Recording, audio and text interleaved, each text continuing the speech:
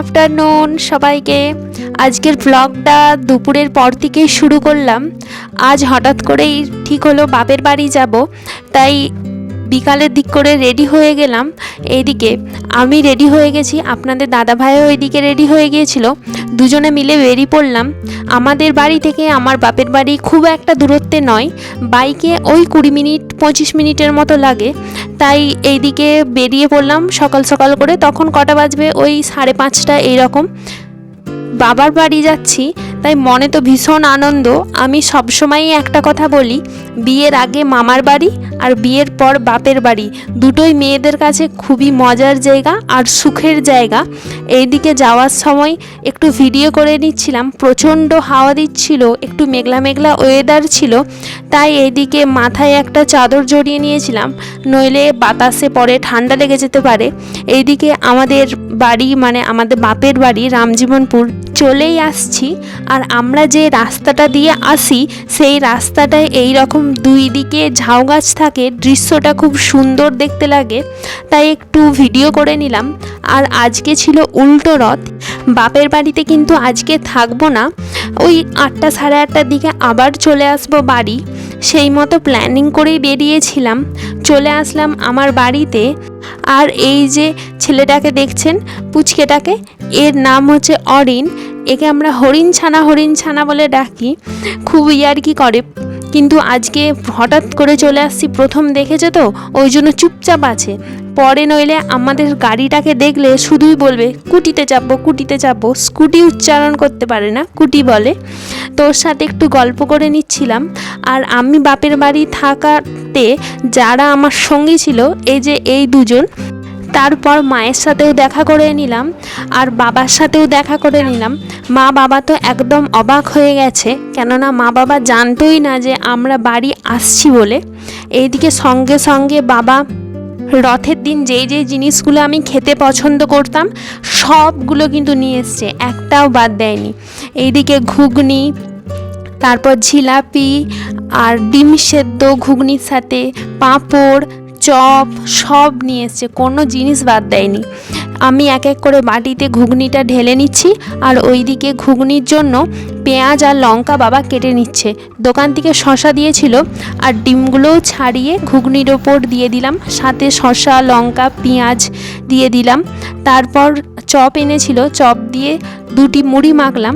ওই সবাই দুটি করে খাওয়া হবে, কেননা অনেক জিনিস আছে তো। আর সাথে ডিম ঘুগনিও আছে। এই রথের দিন ডিম ঘুগনি, পাঁপড় ভাজা, জিলেপি এগুলো না খেলে হয়।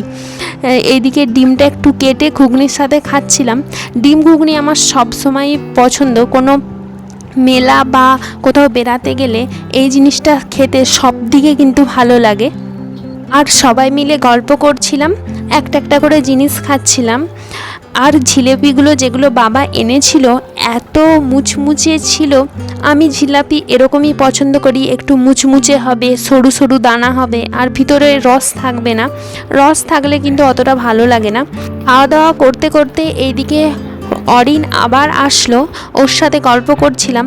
ও চকো খাবো, স্কুটিতে চাপবো, এইরকম ষষ্ঠীতলা দিয়ে বেড়াতে যাব এইরকম বলছিল।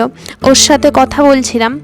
বলতে বলতে আজকে ভেবেছিলাম যে মাকে নিয়ে রথ দেখতে যাব, রথ দেখে এসে তারপরে বাড়ি আসব, কিন্তু সেটা আর হলো না, কেননা রথ আস্তে আস্তে প্রচুর সময় লেট করে দিচ্ছিল, প্রায় 8টাই বেজে গিয়েছিল।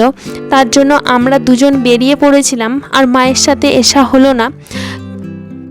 কিন্তু রাস্তায় আস্তে আস্তে দেখি আমাদের বাড়ি থেকে একটুখানি মেন রাস্তায় এসেছি, দেখছি না রথটা বেরিয়ে গেছে, তাই সেখানেই দাঁড়িয়ে পড়লাম, রথ দেখতে শুরু করলাম। এইদিকে প্রথমে ঢাক হয়েছিল, তাই ঢাকগুলো গোল করে বাজছিল, আমরা দেখছিলাম। আমাদের এটা দেশের রথ, বেশ বড় করেই কিন্তু রথের অনুষ্ঠান হয়। ওই দূরে রথের চূড়াটা দেখা যাচ্ছে, এদিকেও আসবে। তারপরে এইদিকে সব ছোট ছেলেরা, বড় ছেলেরা, ছোট বড়রা বলা ভুল, ছোট থেকে বড় সবাই নাচ করছিল, ওদের মতো যে যার মতো আনন্দ করছিল।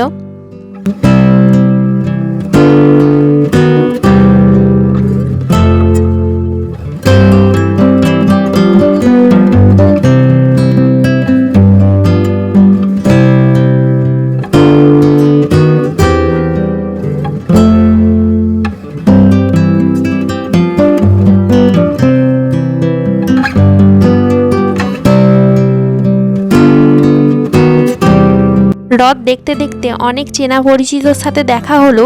তারপর আগে যাদেরকে টিউশন পড়াতাম তাদের সাথেও দেখা হলো। সবার সাথে কথা বললাম, সবাইকে জিজ্ঞাসা করলাম ভালো আছো নাকি, সবাই আমাকেও জিজ্ঞাসা করলো। এই কথা বলতে বলতে ওইদিকে রথও চলে আসলো আমাদের একদম সামনে।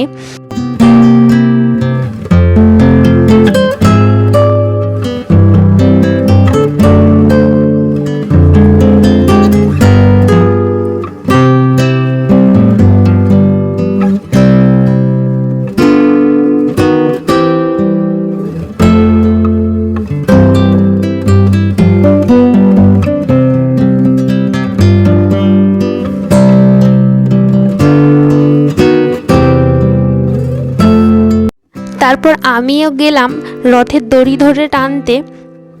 বাপের ঘরে থাকায় প্রত্যেক বছরই রথের দড়ি ধরে টানতাম।